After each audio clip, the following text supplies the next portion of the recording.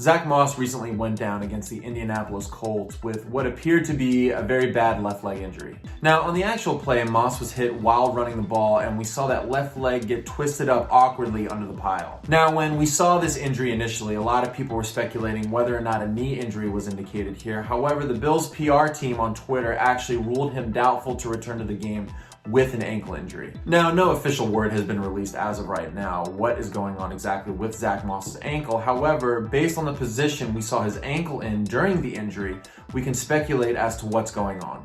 Since this is a very high-profile injury, given that it is playoff time and that some people may not be too familiar with the anatomy of the ankle, I want to focus on this in today's video. Welcome, football fans. For those of you that don't know me, my name is Nick Gallo and I'm a doctor of physical therapy. With this video, we're going to take a very close look at Zack Moss's most recent ankle injury against the Indianapolis Colts.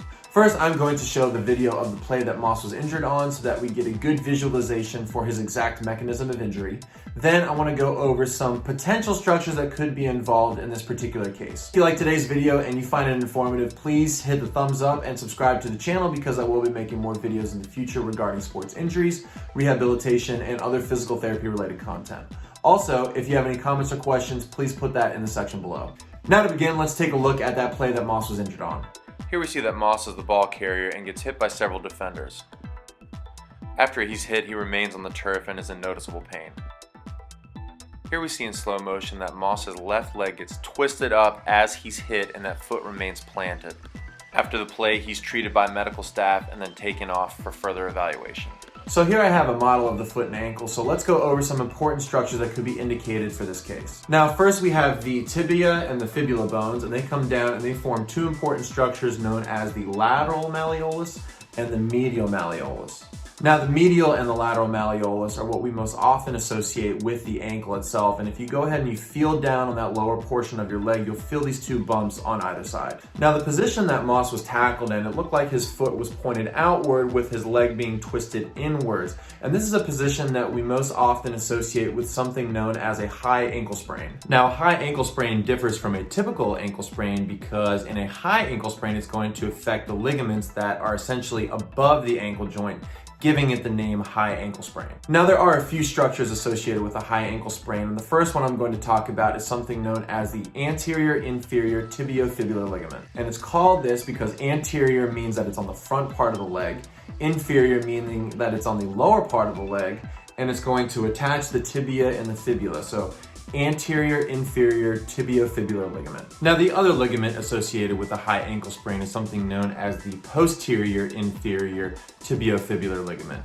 And it's called this because it's posterior on the leg, meaning that it's on the back. It's inferior, meaning that it's lower on the leg. And it's tibiofibular, meaning that it's attaching the tibia and the fibula together. Both of these ligaments play a very important role in keeping both the tibia and the fibular bones together. And there's something else that runs up the whole portion of the leg known as the interosseous membrane, which has the same function. Typically, all three of these structures can be injured in motions that involve twisting, and they're very often hurt in sports that require high impact. So in this case, since we saw Moss do that twisting motion, and we saw that he was absorbing impacts, it's very likely that one or all of these structures are indicated at this time.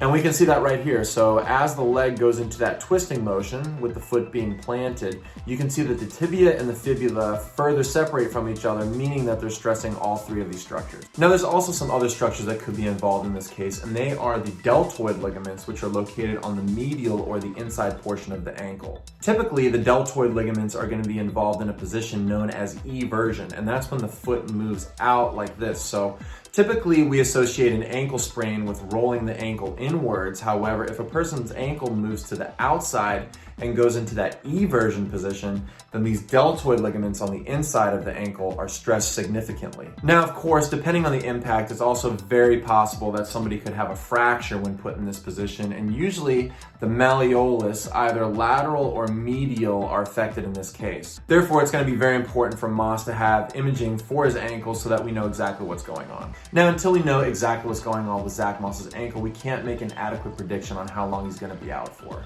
Once we do know exactly what's going on with him, I will provide an update for everybody in the section below. And that's it as of right now regarding Zack Moss's most recent ankle injury.